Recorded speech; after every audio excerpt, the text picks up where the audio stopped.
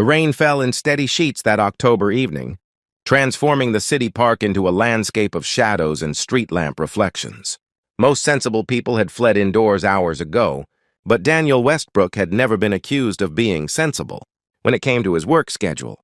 He was 39 years old, with dark brown hair that he kept impeccably styled, and he wore a charcoal gray suit that probably cost more than most people's monthly rent. As CEO of Westbrook Financial Group, an investment firm his father had founded, Daniel had built a reputation for being brilliant, ruthless, and utterly focused on the bottom line. Emotions were weaknesses. Sentiment was for people who couldn't afford to think strategically. He'd stayed late at the office again, as he did most nights, reviewing quarterly reports and preparing for tomorrow's board meeting. His driver had offered to pick him up, but Daniel had waved him off, deciding to walk the 6 blocks to his penthouse apartment. The rain didn't bother him. Nothing much bothered him anymore. As he cut through Washington Park, his mind still churning through financial projections, something made him pause. A flash of movement near one of the park benches under a street lamp. He almost kept walking. Whatever it wasn't his concern. That's what he would have done a year ago, 5 years ago, any time in the past decade of his carefully constructed life. But something made him stop. Perhaps it was the lateness of the hour, or the intensity of the rain, or some deeply buried instinct he'd thought he'd successfully eliminated. He turned toward the bench.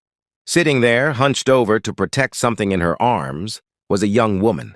She wore a gray blazer and a beige skirt, both soaked through and clinging to her thin frame. Her dark brown hair hung in wet strands around her face, but it was what she held in her arms that made Daniel's breath catch in his throat. A baby. Wrapped in a dark red blanket that the woman was doing her best to keep dry, she was cradling an infant. And as Daniel watched, frozen in place, he realized what she was doing. She was feeding the baby, trying to nurse her child while sitting on a park bench in the pouring rain. Daniel's first thought was to call security or social services, or someone official who dealt with situations like this. His second thought was to keep walking. This wasn't his problem.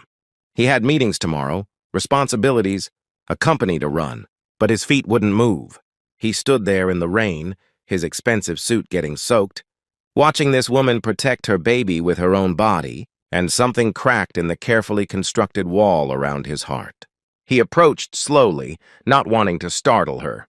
As he got closer, he could see she was young, probably mid-20s, with delicate features and eyes that looked hollow with exhaustion. She looked up as he approached, and the fear that flashed across her face made him stop several feet away. "I'm not going to hurt you," Daniel said, keeping his voice low and calm. You're sitting in the rain with a baby. Are you all right?" The woman's jaw tightened, and she pulled her child closer. "We're fine. Please just leave us alone." But they clearly weren't fine. Daniel could see that even in the dim light of the street lamp. The woman was shivering violently, her lips nearly blue with cold. The baby, at least, seemed protected and dry within the blanket. But who knew for how much longer? "When's the last time you ate?" Daniel asked. The woman looked away. "That's none of your business. You're sitting in a park in a rainstorm with an infant. I'm making it my business." Daniel surprised himself with the firmness in his voice, the way he said it as if he actually cared. "My name is Daniel. What's yours?" The woman was silent for a long moment, and Daniel could see her weighing her options. Trust this stranger or continue sitting in the rain? Finally, she spoke, her voice barely above a whisper. "Melissa. My name is Melissa Torres." "Melissa, I have an apartment not far from here. It's warm, it's dry. There's food. Will you let me help you?" Melissa shook her head, tears mixing with the rain on her face. I can't. "You don't understand. I don't have anything to give you in return. I don't have money. I don't have anything." The implication in her words, the fear behind them, made Daniel's stomach turn. "I'm not asking for anything. I'm just offering a dry place and a hot meal. That's all. I swear to you, that's all I'm offering." "Why?" Melissa asked, and there was such exhaustion in that single word, such bone-deep weariness, that Daniel felt something shift in his chest. "Why would you help someone you don't know?" It was a good question. Daniel asked himself the same thing. Why was he standing in the rain, offering to bring a homeless woman and her baby to his home? It went against everything he'd built his life around. Logic, Self-interest? Emotional distance? I don't know, he said honestly. But I do know that you can't stay out here. Your baby needs warmth. You need warmth. Please, let me help. Melissa looked down at her baby, at the tiny face peeking out from the red blanket, and Daniel saw the moment she made her decision. Not for herself, but for her child. Okay, she whispered. Just for tonight. Just until the rain stops. Daniel took off his suit jacket, ruining the expensive fabric as he draped it over Melissa's shoulders and the baby. Can you walk? It's not far. Melissa stood on shaky legs, and Daniel instinctively reached out to steady her. She flinched but didn't pull away. Together they made their way, out of the park and down the rain-slicked streets to Daniel's building. The doorman's eyes widened when he saw them, but to his credit, he said nothing beyond, "Good evening, Mr. Westbrook," as he held the door. In the elevator, Daniel studied Melissa more closely. She was younger than he'd first thought, maybe 23 or 24. Her clothes, though soaked and dirty, had once been professional office wear. There was a dignity in the way she held herself even now, even at what was clearly the lowest point of her life. "How old is your baby?" Daniel asked, trying to fill the awkward silence. 3 weeks. Her name is Hope. Melissa managed a small, sad smile. I know it's kind of on the nose, but when she was born, that's what I felt. Hope. Like maybe things would be okay. Daniel's penthouse took up the entire top floor of the building. When he opened the door and ushered Melissa inside, he saw her eyes widen as she took in the space. Floor-to-ceiling windows, modern furniture, artwork that cost more than most people made in a year. "I'll show you to the guest room," Daniel said. "There's a bathroom attached. Take a hot shower, get into dry clothes. I'll find something for you to wear and make some food." "I can't just—" "Yes, you can. Guest room is down this hall. Second door on the right. Go, I'll check on you in 20 minutes. Melissa looked like she wanted to argue, but exhaustion won out. She nodded and shuffled down the hallway, still clutching baby Hope to her chest. Daniel stood in his spotless kitchen, dripping rainwater onto his imported marble floors, and wondered what the hell he was doing. He called his housekeeper, Mrs. Chen, who thankfully answered despite the late hour. "I need women's clothes," he said without preamble. "Size small, maybe extra small. Comfortable things. And baby supplies. Diapers, formula, bottles, everything a 3-week-old might need. Can you bring them tomorrow morning?" Mrs. Chen, who'd worked for Daniel for 5 years and had learned not to ask questions, simply said, "Of course, Mr. Westbrook, what time?" "Early 7, and Mrs. Chen?" "Thank you." Daniel hung up and stared at his phone. His ex-wife Jennifer had left clothes here when they'd divorced 3 years ago. He'd never bothered to get rid of them, just sealed them away in a closet. They'd probably fit Melissa. He dug them out, finding comfortable sweats and soft t-shirts, and left them outside the guest bathroom door with a note. "These should fit. Take your time." Then he went to his own room, changed out of his wet clothes, and returned to the kitchen to figure out what to cook. Cooking wasn't something Daniel did often. His meals were usually catered or picked up from expensive restaurants. But he found pasta in the pantry, sauce in the fridge, and set about making something simple and warm. 40 minutes later, Melissa emerged from the guest room. She'd showered and changed into Jennifer's, old gray sweatpants and white t-shirt. Her hair was damp but clean, and without the grime and rain, Daniel could see she was quite pretty. But it was the baby in her arms that drew his attention. Hope was awake now, her tiny eyes blinking in the bright lights of the apartment. She was wrapped in a fresh towel since Melissa had nothing else, and she made small mewing sounds that tugged at something Daniel didn't know still existed in his chest. "I made pasta," Daniel said, gesturing to the table he'd set. "It's nothing fancy, but it's hot and there's plenty." Melissa sat down slowly, as if she couldn't quite believe this was real. She ate carefully at first, then with increasing hunger, finishing 3 helpings while Daniel pretended not to notice. He held Hope while Melissa ate, surprised at how natural it felt to cradle the tiny infant, how right it seemed. After dinner, after Melissa had eaten until she couldn't anymore, they sat in Daniel's living room.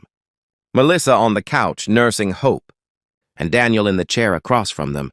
And finally, he asked the question that had been nagging at him. "What happened, Melissa? How did you end up in the park?" Melissa was quiet for so long that Daniel thought she might not answer. Then slowly she began to talk. She'd been a legal secretary at a small law firm, working hard, saving money. She'd gotten pregnant from a relationship that ended when her boyfriend found out about the baby. She'd kept working until her water broke at the office, then had hope at the hospital. But complications during delivery had left her unable to return to work as quickly as expected. While she was recovering, her firm had let her go, citing budget cuts. Without income, she couldn't pay rent. She'd tried to stay with friends, but a newborn baby strained those relationships. She'd applied for assistance, but the bureaucracy moved slowly, and she'd fallen through the cracks. "Yesterday I got evicted," Melissa said, her voice flat. "They put my stuff on the curb, and by the time I got there, most of it was gone. I grabbed what I could carry, some clothes for Hope, her blanket, and I started walking. I slept in a doorway last night. Today I walked around until I was too tired to keep going. I sat down on that bench to feed Hope, and I guess I just stayed there. I didn't know where else to go." Tears streamed down her face, but her voice remained steady. "I had a plan, you know. I was going to be a good mother. Give her a good life. Work hard, save money, maybe go to law school myself someday. But it all fell apart so fast. Everything just fell apart." Daniel felt something tighten in his chest. Something he hadn't felt in years. Empathy. Real. Painful empathy for another human being suffering. "What about family?" he asked gently. "My parents died in a car accident when I was 19. No siblings. No extended family I'm in touch with. It's just me and Hope now." Melissa looked down at her baby. "She's all I have left in the world, and I can't even give her a proper home." Daniel stood up and walked to the window, looking out at the rain-soaked city below. He thought about his own life, his luxury apartment, his successful company, his bank accounts that could fund a small country. He thought about how he'd built all of that by being cold, calculating, and emotionally detached. And he thought about how empty it had all become. "You'll stay here," he said, turning back to Melissa. "Not just tonight. Until you get back on your feet. The guest room is yours for as long as you need it." Melissa shook her head. "I can't accept that. It's too much. You don't even know me. Then we'll get to know each other."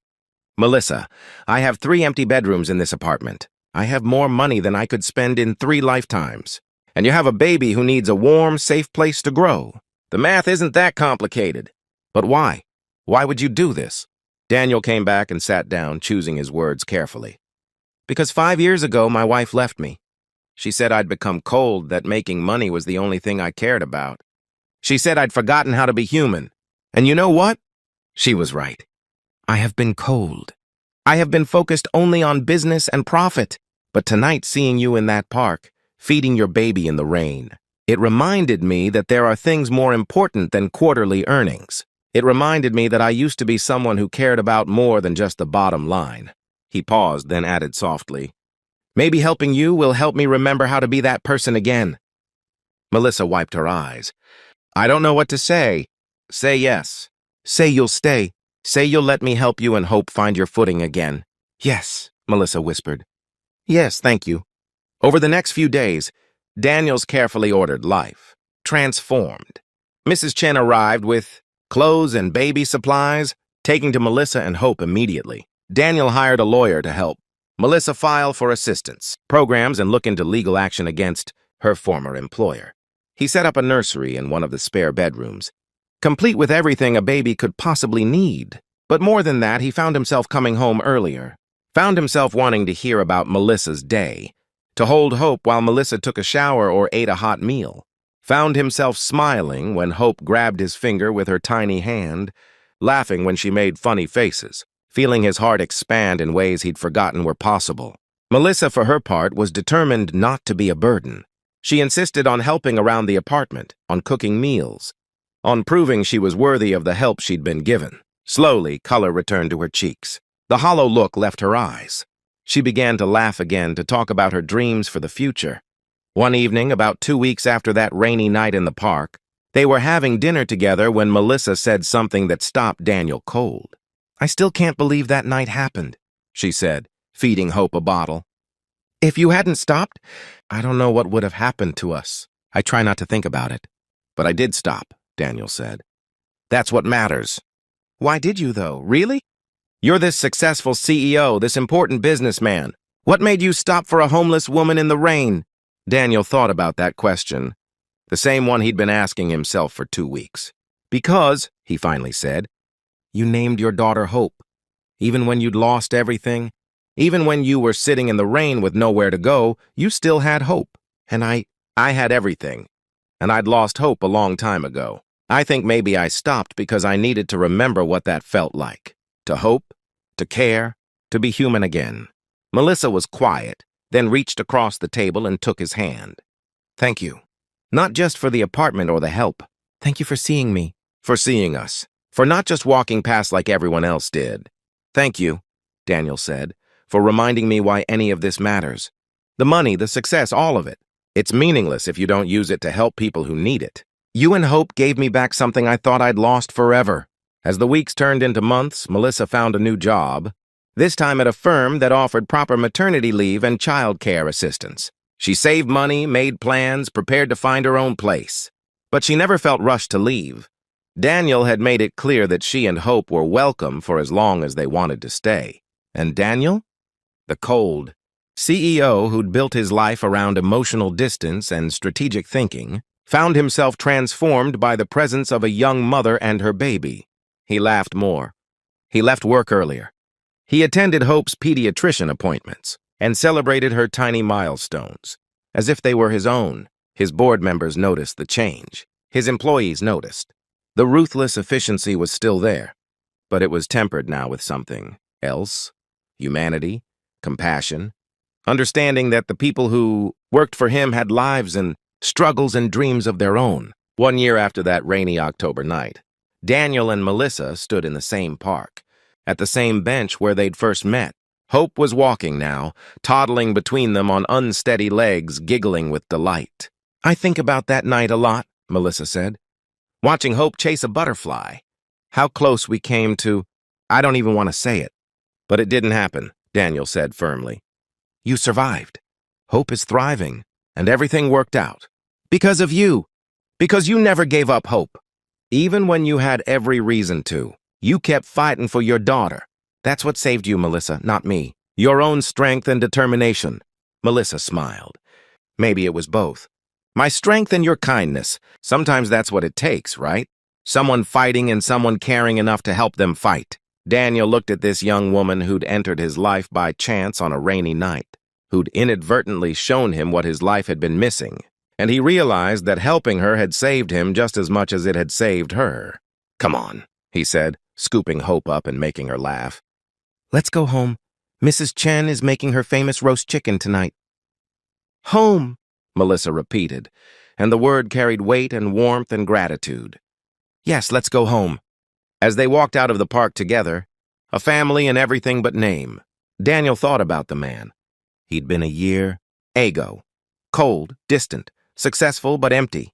And he thought about the man he was now, changed by compassion, transformed by caring. Sometimes he realized the people we help end up helping us even more. Sometimes losing your way leads you to exactly where you need to be. And sometimes all it takes is one rainy night, one moment of choosing compassion over convenience, to remember what it means to be truly alive.